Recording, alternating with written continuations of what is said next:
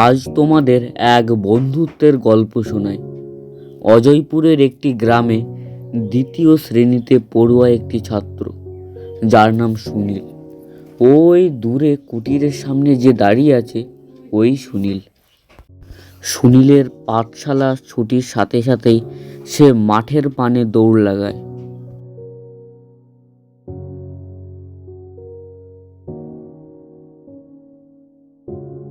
কানাইদা, আজ আর লুকোচুরি খেলবো না, প্রতিদিনই তো খেলি। আজ চলো না অন্য কিছু খেলি। ঠিক আছে সুনীল, চল আজকে তাহলে ধরাধরি খেলি। তুই যখন বলছিস নতুন খেলা খেলবি, চল। ধরো, ধরো, ধরো, ধরো, ধরো, ধরো, ধরো, আমাকে ধরো। হি, সুনীল, আমি তোকে ধরে ফেলেছি। এবার তুই আমাকে ধর সুনীল। ধর ধর ধর ধর আমাকে ধর, আমাকে ধর, এ ধর, ধর ধর ধর।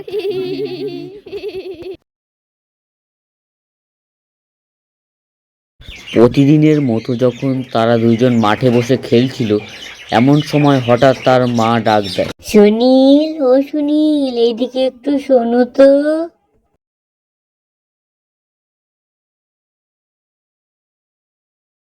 কি হয়েছে মা, আমাকে ডাকলে কেন?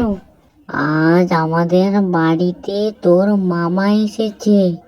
যা, তুই তোর মামার সাথে দেখা করে আয়, আমি ততক্ষণে খাবার নিয়ে আসি। মামার আসার কথা শুনে সুনীল দৌড়ে তার মামার কাছে চলে যায় দেখা করার জন্য। মামা, মামা, কখন এসেছো তুমি? এই কিছুক্ষণ হলো এলাম। তুমি কেমন আছো? ভালো আছো তো? পড়াশোনা কেমন চলছে?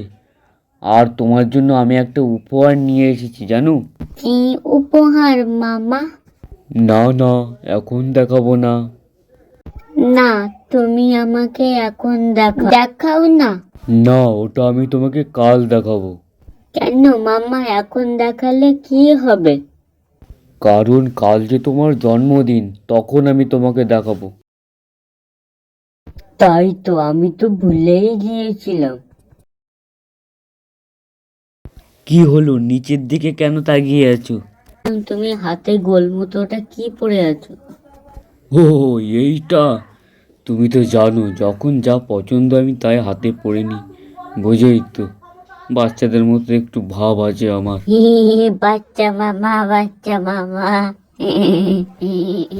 হ্যাঁ, আমাকে বাচ্চা মামা বলো, দাঁড়াও তোমার হচ্ছে। বাচ্চা মামা।